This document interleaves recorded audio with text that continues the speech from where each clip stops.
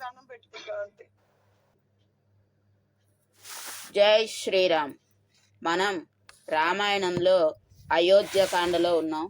85వ సర్గ వరకు నిన్నటి వరకు చదువుకున్నాం. ఎంతవరకు అంటే భరతుడు రాముడి కోసం అడవులకు పయనించడం మొదలుపెట్టాడు. మొదటిగా గుహుని దగ్గరికి వెళ్ళాడు. గుహుడు అనుమానంతో, నువ్వు మీ అన్నని కలవడానికి వచ్చేవు కదా, అన్నగారిని కలవటానికి ఇంత సేన అవసరమా, ఎందుకు ఇంతమందిని తీసుకొచ్చావు అని అడిగాడు. నేను మా అన్నయ్య కోసమే వచ్చాను, నేను అడవుల్లో నేను వనవాసం చేస్తాను, మా అన్నయ్యని రాజును చేస్తానని ఆయన వచ్చిన కారణాన్ని గుహుడికి చెప్పాడనమాట. బాధపడుతున్న భరతుణ్ణి గుహుడు ఓదార్చడం వరకు మనం నిన్నటి వరకు చదువుకున్నాం. 86వ సర్గం. శ్రీరామునిపై లక్ష్మణునకు గల భక్తి భావమును గూర్చి గుహుడు భరతునకు వివరించుట. గుహునకు అరణ్య సంచారము ఉగ్గుపాలతో నేర్చిన విద్య.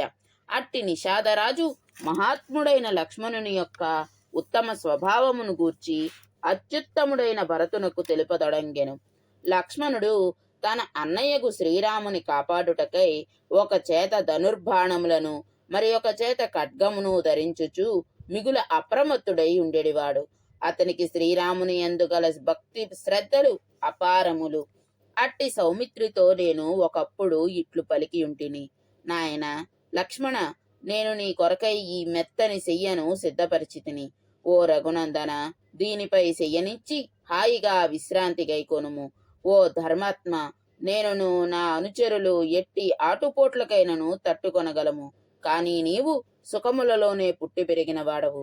శ్రీరాముని రక్షణకై మేము మేల్కొనియుందుము.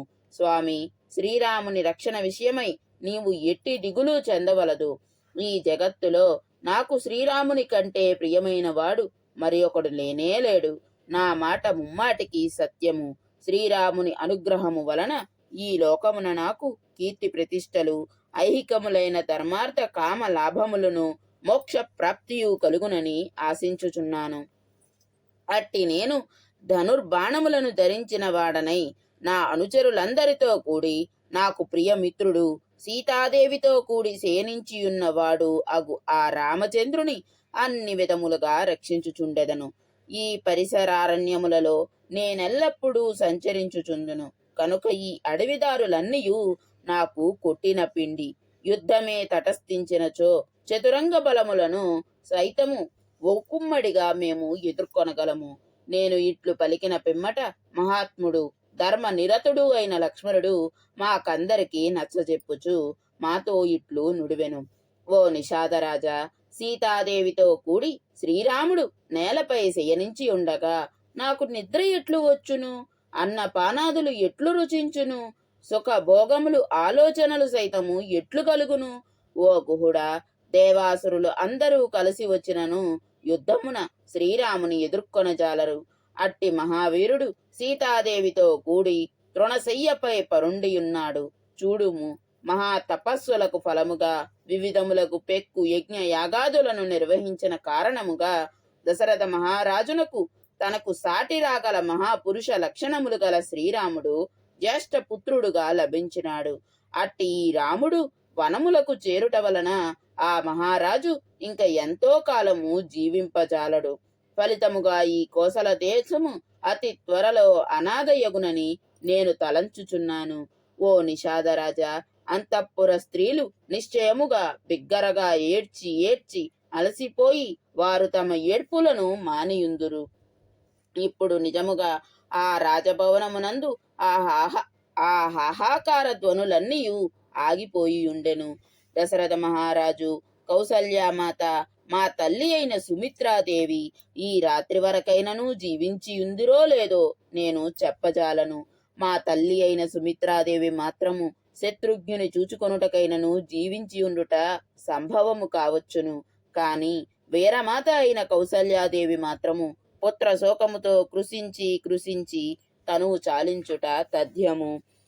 మహారాజునకు శ్రీరాముని పట్టాభిషిక్తుని చేయవలయను అను తీవ్రమైన అభిలాషయుండెడిది.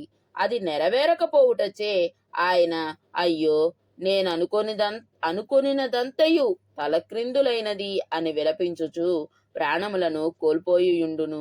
మహారాజు మరణించుటయే సంభవించినచో ఆ సమయమున అచట ఉండి ఆయనకు అంత్యక్రియలను ఇతర సంస్కారములను భరత శత్రుఘ్నులు మొదలగు వారు నిర్వహింతురు. నిజముగా వారియే ధన్యాత్ములు. ఓ నిషాదరాజ, మా తండ్రి గారు బ్రతికి ఉన్నచో మా అయోధ్య నగర వైభవము వర్ణనాతీతముగా ఉండును. ఆ నగరమునందలి ఇంట్ల ముంగిళ్ళన్నీయు చూడ ముచ్చట గొలుపుచుండును. అందలి రాజమార్గములన్నీయు వేరువేరుగా చక్కగా ఏర్పాటు చేయబడి ఉండును. అచటి సంపన్నులు హర్ష్యములను దేవ మందిరములను రాజప్రాసాదములను కనువిందు గావించుచుండును. ఆ నగరము వివిధములగు రత్న తోరణములతోడ అమూల్యములగు శ్రేష్ఠ వస్తువులతోడ అలంకృతమై ఉండును. అది గజ యూధములతోడ అశ్వ సమూహములతోడ రథ పంక్తులతోడ నిరంతరము క్రిక్కిరిసియుండును. అందు తూర్యములు మున్నగు వాద్యముల నాదములు ప్రతిధ్వనించుచుండును. నృత్య గీతాది వినోద కార్యక్రమములు జరుగుచుండును. ఆ నగరము మంగళకరములైన వస్తువులతో విరాజిల్లుచు దర్శనీయముగా ఉండును. ప్రజలందరూ బలిష్ఠులై ఆయురారోగ్యములతో వర్ధిల్లుచుందురు. అందలి పుష్పవాటికలు ఉపవనములు ఉద్యానవనములు సుసంపన్నములై కలకలలాడుచుండును. నిత్యము నిర్వహించబడుచుండెడి సామాజికములైన ఉత్సవములు ఊరేగింపులు మానసోల్లాసమును గూర్చుచుండును. ఆ మహారాజు గారి పర్యవేక్షణలో ఆ నగర పౌరులందరూ అందు సుఖశాంతులతో హాయిగా సంచరించుచుందురు.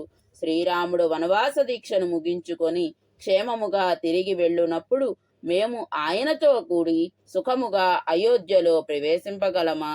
రాజకుమారుడు మహాత్ముడైన ఆ లక్ష్మణుడు ఈ విధముగా చింతించుచుండగానే ఆ రాత్రి అంతయు గడిచిపోయెను. సూర్యుడు ఉదయింపగానే ప్రాతకాలమున ఈ గంగా తీరమునందు మర్రిపాలతో రామలక్ష్మణులకు జటలను ఏర్పాటు చేయించి నేను వారిని ఈ నదిని దాటించి తిని. జటాదారులు వల్కలములను ధరించిన వారు మిక్కిలి బలశాలురు శత్రు సంహారకులు అయిన రామలక్ష్మణులు 2 భద్రగజముల వలె శోభిల్లుచుండిరి. పిమ్మట మేలైన ధనుర్బాణములను ఖడ్గములను ధరించి సీతాదేవితో కూడి వారు సావధానముగా ముందునకు సాగిరి. ఇలాగా గుహుడు చెప్పాడనమాట. లక్ష్మణుడు ఏమని చెప్పాడు, ఏమని మాట్లాడాడు రాముల వారి గురించి, ఆయన రక్షణ గురించి అనేది భరతుడికి చెప్తున్నాడు. 87వ సర్గము. సీతారామ లక్ష్మణులు వనవాస దీక్షను స్వీకరించిన తీరును విని భరతుడు దుఃఖితుడై మూర్ఛిల్లుట, కౌసల్యాది మాతలు ఆయనను ఓదార్చుట, గంగా తీరమున గార చెట్టు క్రింద సీతారామ లక్ష్మణులు ఒక రాత్రిని గడిపిన విధానమును గుహుడు భరతునకు వివరించుట, శ్రీరాముడు జటాధారియగుట, నారచీరలను ధరించుట మున్నగు అప్రియ వచనములను గుహుని వలన విని భరతుడు మిగుల చింతాక్రాంతుడయ్యను. పూర్తిగా వనవాస దీక్షను చేపట్టిన సత్యవ్రతుడగు శ్రీరాముడు తన విన్నపమును మన్నించున, అయోధ్యకు మరలి వచ్చున అను సంశయములో పడి అతడు మిగులు దిగులు చెందెను. పూర్తిగా ఆయనేమో జటలు ధరించేశారు, నారచీరలు ధరించేశారు, ఆయన పూర్తిగా సిద్ధపడిపోయాడు రాములు వారు. ఇప్పుడు నేను వెళ్ళి బతిమలాడితే మళ్ళీ వస్తారా రారా అని మన భర్తల వారికి అనుమానం వచ్చేసింది. మరి ఏం జరుగుతుందో చూడాలి. భరతుడు సుకుమారుడే అయినను మహాబలశాలి, సింహముతో సమానమైన మూపును బలిష్టములైన భుజములను గలవాడు. వికసించిన కమలముల వలె భుజం విశాలములైన నేత్రములు గలవాడు గల యువకుడు, సుందరుడు. అట్టి భరతుడు క్షణకాలము తేరుకొనియుండి వెంటనే తీవ్రమైన మనస్తాపమునకు గురి అయి అంకుశముతో పొడవబడిన ఏనుగు వలె వ్యధితుడై మూర్ఛితుడాయను. అంతట భరతునకు ప్రక్కనేయున్న శత్రుఘ్నుడు అతని పరిస్థితిని గమనించి వెంటనే అతనిని హృదయమునకు హత్తుకొని బిగ్గరగా ఏడ్చుచు శోకాతిరేకముతో స్పృహను కోల్పోయెను. పిమ్మట భరతుని తల్లులందరూ అచటికి వచ్చిరి. వారు పతి వియోగ దుఃఖములకు లోనై ఉండిరి. ఉపవాసములచే కృషించి దైన్యముతో ఉండిరి. వారందరూ భూమిపై పడియున్న భరతుని చుట్టూను చేరి ఏడవసాగిరి. కౌసల్య హృదయము మాత్రము తీవ్ర దుఃఖముతో నిండిపోయెను. అప్పుడు ఆమె మిక్కిలి చేరువగా చేరి అతనిని అక్కున చేర్చుకొనెను. లేగదోడపై మరులుగొన్న ఆవు దాని కడకు చేరి ప్రేమతో నాకినట్లు మిక్కిలి పరితపించియున్న కౌసల్యాదేవి శోకమగ్నై ఏడ్చుచు భరతునితో ఇట్లు నుడివెను. నాయన భరత, ఇంతలోనే ఇట్లయితివేమి? నీకు ఏమైనను అనారోగ్య బాధ ఏర్పడలేదు గదా? ఈ ఇక్ష్వాకు రాజవంశము యొక్క మనుగడ అంతయు నేడు నీమీదనే ఆధారపడి ఉన్నది. కుమార, శ్రీరాముడు లక్ష్మణునితో వనములకేగెను. దశరథ మహారాజు మృత్యుముఖమున చేరెను. ఇక ఇప్పుడు నీవు ఒక్కడివే మాకు దిక్కు. నిన్ను చూచుకొని నేను ప్రాణములను చిక్కబట్టుకొని ఉన్నాను. ఓ పుత్ర, లక్ష్మణుని విషయమున గాని భార్యతో కూడి వనములకేగిన నా ఏకైక కుమారుడగు శ్రీరాముని విషయమున గాని ఏదైనానొక అప్రియ సమాచారమును వింటివా? అంతట మహాయశస్వి అయిన భరతుడు ఒక క్షణ కాలము పాటు తన్ను తాను తమాయించుకొని ఏడ్చుచునే, అమ్మా, దిగులు చెందకము, నేనెట్టి అప్రియ వార్తను వినలేదు అని పలికి కౌసల్యాదేవిని ఊరడించెను. అనంతరము అతడు నిషాదరాజైన గుహుని ఇట్లడిగెను. ఓ గుహుడా, ఆ రాత్రి వేళ మా అన్నయ్యకు శ్రీరాముడు, వదిన సీతాదేవి, సోదరుడు లక్ష్మణుడు ఎక్కడ నివసించిరి? వారు భుజించిన ఆహారమేమి? ఎట్టి శయ్యపై నిద్రించిరి? వీటన్నిటినీ నాకు వివరంగా తెలుపుము. అప్పుడు నిషాదాధిపతి అయిన గుహుడు మిక్కిలి సంతసించిన వాడై తనకు ఎంతయూ హితుడు అతిథియు అయిన శ్రీరామునకు తాను వనగూర్చిన అతిథి మర్యాదలను గూర్చి భరతునకు ఇట్లు తెలిపెను. అయ్యా, పలు విధములగు అన్నములను, వివిధములగు అపూపాది భక్ష్యములను, నానా విధములను శ్రీరామునకు భోజనార్థము సమృద్ధిగా సమకూర్చితిని. సత్య పరాక్రముడైన శ్రీరాముడు వాటినన్నింటినీ ప్రేమతో ఆదరించెను గాని క్షత్రియ ధర్మమును అనుసరించి వాటిలో దేనిని స్వీకరింపలేదు. ఓ రాజా, పిమ్మట ఆ మహానుభావుడు, మిత్రమా, మా వంటి క్షత్రియులు ఇతరులకు ఇచ్చెదరే గాని ఎవరి నుండి ఏ వస్తువును స్వీకరింపరు అని పలికి మాకు నచ్చజెప్పెను. పిమ్మట లక్ష్మణుడు తీసుకొని వచ్చిన జలములను మాత్రమే స్వీకరించి సీతారాములు ఆ రాత్రిని ఉపవాసముతో గడిపిరి. సీతారాములు త్రాగగా మిగిలిన జలములను పుచ్చుకొని లక్ష్మణుడు ఉపవసించెను. జలములను త్రాగుటకు ముందే ఆ ముగ్గురును మౌనముగా ఏకాగ్రచిత్తులై సంధ్యోపాసన గావించిరి. ఆ పిమ్మట సౌమిత్రి వెంటనే స్వయముగా కుశలను తీసుకొని వచ్చి వాటితో శ్రీరాముని కొరకై పవిత్రమైన ఒక చక్కని శయ్యను ఏర్పాటు చేసెను. పిదప లక్ష్మణుడు స్వయముగా శ్రీరాముని పాదములను కడిగెను. అనంతరము సీతాదేవి తన పాదములను కడుగుకొనుచుండగా అతడు ఆమె పాదములపై జలములను ఉంచెను. అంతట శ్రీరాముడు సీతాదేవితో కూడి ఆ చక్కని శయ్యపై శయనించెను. లక్ష్మణుడు వారికి కొంచెము దూరముగా వెళ్లి అచట నిలబడెను. సీతారాములు ఇరువురు ఇదిగో ఈ గార చెట్టు క్రిందనే, ఈ తృణశయ్యపైనే ఆ రాత్రి పరుండిరి. శత్రుదమనుడైన లక్ష్మణుడు చేతులకు వేళ్లకు రక్షణ కవచములను, వీపు భాగమున ఇరువైపుల బాణములతో నిండిన అమ్ముల పొదులను ధరించెను. అతడు అల్లెత్రాడును సంధించిన మహాధనస్సును చేతపట్టుకొని ఆ రాత్రి అంతయు వారి రక్షణార్థము ప్రదక్షిణ పూర్వకముగా చుట్టూను తిరుగుచుండెను. పిమ్మట మహేంద్రునితో సమానుడకు శ్రీరాముని యొక్క రక్షణ కార్యమున నేను మేలైన ధనుర్బాణములను ధరించి లక్ష్మణునకు తోడుగా ఉంటిని. నా అనుచరులు విల్లంబులను చేపూని అప్రమత్తులై మాకు బాసటగా నిలిచిరి. 88వ సర్గము. మహారాజు సుఖములకు అర్హులైన సీతారాములు కటిక నేల మీద తృణశయ్యపై శయనించినారని విని భరతుడు మిగులు కిన్నుడగుట. గుహుడు పలికిన వచనములను అన్నింటినీ భరతుడు సావధానముగా విని మంత్రులతో కూడి గార చెట్టు కడకు వెళ్లి శ్రీరాముడు పరుండిన ఆ శయ్యను దర్శించి అతడు తన తల్లులందరితో ఇట్లు నుడివెను. ఆ మహానుభావుడు ఆ రాత్రి పరుండిన ప్రదేశము ఇదియే. ఇవి ఆయన శయ్యనింపగా ఆ శయ్యపై ఏర్పడిన గుర్తులు. దశరథ మహారాజు వాసిగాంచిన ఇక్ష్వాకు రాజవంశమున జన్మించినవాడు, మహానుభావుడు, ప్రజ్ఞాశాలి. అట్టి ప్రభువునకు పుత్రుడైన శ్రీరాముడు ఈ కటిక నేలపై పరుండుట ఏమాత్రము తగదు. సుకుమారమైన పరుపులపై మిక్కిలి మృదువైన జింక చర్మముల ఆస్తరణములతో కప్పబడిన మేలైన తల్పములపై హాయిగా శయనించిన ఆ నరశ్రేష్ఠుడు ఈ నేలపై ఎట్లు పరుండెనో గదా. శ్రీరాముడు శయనించిన తల్పములు, విహరించిన ప్రాసాదములు అత్యద్భుతములు, సకల సుకోచితములు, నిరుపమానములు. ఆ ప్రాసాదముల పైభాగమున గల శ్రేష్టములైన భవనములయందు, అట్టాలికలయందు ఎల్లప్పుడూ అతడు శయనించువాడు. ఆ భవనముల భూభాగములు వెండి బంగారములతో నిర్మితములైనవి. అందలి శయ్యలు మిగులు మృదువైనవి, శ్రేష్టమైనవి. అందు అలంకృతములైన రంగురంగుల పువ్వులు ఆ భవనములకు విచిత్ర శోభలను సంతరించుచుండును. నిరంతరము అచట చందనాగరు పరిమళములు గుబాళించుచుండును. అవి తెల్లని మేఘముల వలె స్వచ్ఛములైన కాంతులను వెదజల్లుచుండును. చిలుకల కలకలారావములు వినసొంపుగా నుండును. అవి చల్లదనమును గూర్చుచు కర్పూర వాసనలను ప్రసరింపజేయుచుండును. అవి బంగారు గోడలతో మేరు పర్వతము వలె మహోన్నతములై అలరారుచుండును.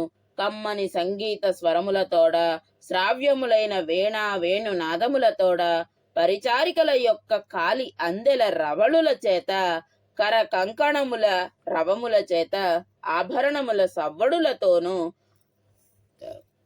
చెవులకింపైన మృదంగముల లయ విన్యాసములతోడ అతడు నిద్ర నుండి మేలుకొనుచుండువాడు. అతడు మేలుకొను సమయమున వంది గణములు స్తుతించుచుండెడివి. సూతులు మాగదులు సమయమునకు తగిన కథలను గాథలను వినిపించుచుండెడివారు. అట్టి సుఖ వైభవములలో ఓలలాడిన శ్రీరాముడు ఈ కటిక నేలపై పరుండుట ఎంతటి బాధాకరము. అట్టి మహానుభావుడైన శ్రీరాముడు ఇట్లు ఇక్కట్ల పాలగుట లోకమున నమ్మదగిన విషయమే గాదు. ఇది నాకు సత్యముగా తోచుటలేదు. నేను దిగ్భ్రాంతికి గురి అయితినో ఏమో. దీనిని నేను ఒక కలగా తలంతును. దశరథ మహారాజు కుమారుడైన శ్రీరాముని అంతటి వాడు ఇట్టి కరకు నేలపై పరుండుట బట్టి చూడగా నిజముగా కలయే బలవత్తరమైనది. దానికి మించిన దైవము మరి ఒకటి లేదనుట స్పష్టము.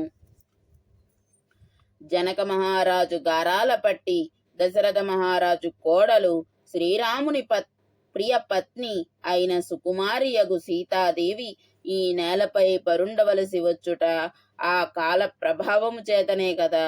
మా అన్న శ్రీరాముడు పండుకొనిన శయ్య ఇదియే.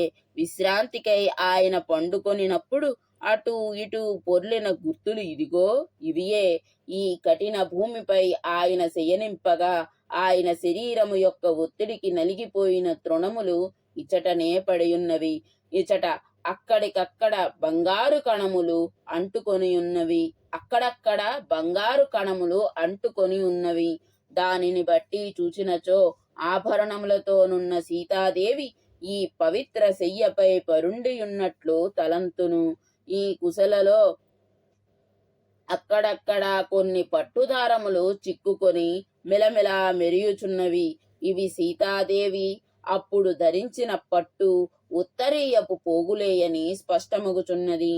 బాలయు, సుకుమారి, తపస్విని, మహాసాధ్వి అయిన సీతాదేవి ఈ కఠిన శయ్యపై పరుండినను ఆమెకు కష్టమనిపించి ఉండదు. ఏలనన ఏ సతి అయినను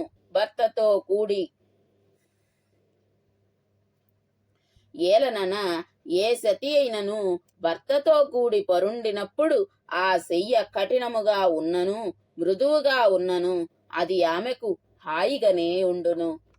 నా బ్రతుకు వ్యర్థము, నేనెంతయు క్రూరుడను.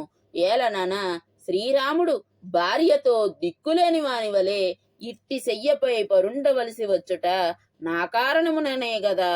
శ్రీరాముడు ఒక అసాధారణ మహాపురుషుడు. చక్రవర్తుల వంశమున జన్మించినవాడు. సమస్త జనుల ఆదర అభిమానములను చూరగొన్నవాడు. ఎల్లరకు ఇష్టుడు. శ్యామ సుందర గాత్రుడు. ఎర్రని నేత్రముల గలవాడు. దర్శనీయుడు. సుఖములలో పుట్టి పెరిగినవాడు. దుఃఖము అను మాటనే ఎరుగనివాడు. అట్టి మహాపురుషుడు సర్వ సుఖములకు ఆలవాలమైన ఒక మహారాజ్యమును త్యజించి అడవుల దారి బట్టి ఇట్టి కటిక నేలపై పరుండుట విధి వైపరీత్యము. శుభ లక్షణముల గలవాడు మహాత్ముడైన లక్ష్మణుడు ఈ కష్టకాలమునందు అన్నయ్యగు శ్రీరాముని అనుసరించుచు ఆయనను సేవించుచున్నాడు.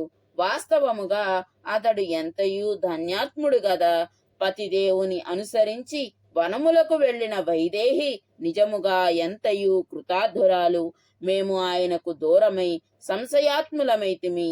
మా సేవలను శ్రీరాముడు అంగీకరించునా లేదా అని సంశయమునకు లోనైతిమి.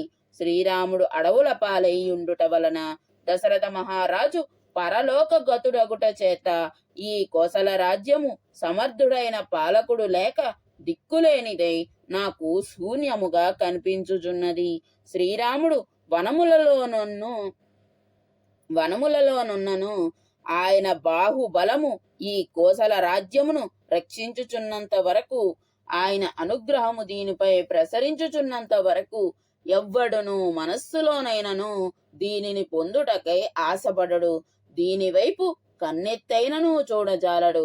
రాజధాని అయిన అయోధ్య నగరమునకు సరియగు ప్రాకార రక్షణ లేకున్నను అశ్వములు గజములు యుద్ధమునకు సిద్ధముగా అదుపులో లేకోయున్నను పురద్వారములు తెరవబడియున్న సేనలలో హర్షోత్సాహములు కొరవడియున్నను రక్షణ లోపముచే గడ్డు పరిస్థితులు ఏర్పడినను నగరమునకు వెలుపల ఎట్టి ఆవరణములు లేకున్నను దీనిపై శ్రీరాముని అనుగ్రహము ఉన్నంత వరకు విషపూరితములైన భక్ష్యములను వలె శత్రువులు దీనిని కోరుకొనరు. నేటి నుండి నేనును ప్రతి దినము జటావల్కములనే ధరించెదను. కందమూల ఫలములనే ఆహారముగా స్వీకరింతును. నేలపై గాని తృణశయ్యపై గాని పరుండెదను. శ్రీరామునకు మారుగా ఆ వనవాస దీక్షను నేను పాటింతును. ఈ 14 సంవత్సరములలో మిగిలిన కాలమును నేను వనములలో హాయిగా గడుపుదును. రాముని ప్రతిజ్ఞయు వృధా కాదు. అన్న కొరకై నేను వనవాసము చేయుచున్నప్పుడు శత్రుఘ్నుడును నాకు తోడుగా ఉండును. శ్రీరాముడు లక్ష్మణునితో కూడి అయోధ్యకు చేరి రాజ్యభారమును నిర్వహించును. అయోధ్యయందు బ్రాహ్మణోత్తములందరూ కాకుత్సవంశజుడైన శ్రీరాముని పట్టాభిషిక్తును గావింతురుగాక. ఈ నా కోరికను దేవతలు సఫలము చేయుదురా. నా ఈ అభ్యర్థనను మన్నించుటకై శిరసా ప్రణమిల్లి ఆయనను ఎంతగానో వేడుకొందును. నేను ఎన్ని విధములుగా అయోధ్యకు మరలి రమ్మని బ్రతిమాలినను అందులకు ఆయన అంగీకరింపనిచో నేనును ఆయనతో పాటు దీక్ష ముగియు వరకు వనములలోనే యుందును. ఆ ప్రభువు నా కోరికను కాదనడు. 89వ సర్గము. భరతుడు గుహుని సాకారంతో సపరివారముగా గంగానదిని దాటుట, పిమ్మట భరద్వాజ ఆశ్రమమునకు చేరుట. రఘువంశజుడైన ఆ భరతుడు గంగానదీ తీరమునందే శ్రీరాముడు శయనించిన ప్రదేశమునందే ఆ రాత్రి గడిపి ఉషకాలమునందే మేలుకొని శత్రుఘ్నునితో ఇట్లనెను. ఓ శత్రుఘ్న, నీకు భద్రమగుగాక. లెమ్ము, ఉషకాలమైనది. ఇంకను నిద్రించుచుంటివేళ నిషాదరాజైన గుహుని తీసుకొని రమ్ము. అతడు నావలపై మన సేనను నదిని దాటింపగలడు. భరతుడిట్లు పలికిన పిమ్మట సోదరుడగు శత్రుఘ్నుడు అతనితో, అన్నా, నేను నిద్రించుటలేదు. నేనును నీవలనే పూజ్యుడైన శ్రీరాముని స్మరించుచు రాత్రి అంతయు మేల్కొనియే ఉన్నాను అని వచించెను. నిజంగా వీరి భ్రాతృప్రేమ లోకమునకే ఆదర్శప్రాయము. అందుకే అంటారు, అన్నదమ్ములంటే రామలక్ష్మణుని ఆ నలుగురిని చూసి నేర్చుకోవాలి అని. అన్నదమ్ములంటే అలాగే ఉండాలి. ఎవ్వరికి నిద్ర కూడా పట్టట్లేదు, తిండి కూడా సహించట్లేదు. అయ్యో రాముడు వెళ్ళిపోయాడే, అడవులకు వెళ్ళిపోయాడే, అక్కడ ఎలా ఉన్నాడో పాపం, ఆయన తిన్నాడో తినలేదో, ఆయనకి అసలు నిద్ర పట్టిందో పట్టలేదో అని తమ్ముళ్ళు ఎంతగా పరితపించిపోతున్నారో మనకి తెలుస్తోంది. నరశ్రేష్ఠులైన భరత శత్రుఘ్నులు ఇరువురు ఇట్లు సంభాషించుకొనుచుండగా గుహుడు అచటికి విచ్చేసి చేతులు జోడించి భరతునితో ఇట్లు నుడివెను. రాజకుమార భరత, ఈ గంగా తీరమునందు రాత్రి అంతయు మీరు సుఖముగా గడిపితిరా? మీకును మీ సేనలకును ఎట్టి ఇబ్బందియు కలుగలేదు గదా? మీరెల్లరును కుశలమే గదా? గుహుడు మిక్కిలి ఆదరముతో పలికిన వచనములను విని శ్రీరాముని ధ్యానములో మునిగియున్న భరతుడు అతనితో ఇట్లు పలికెను.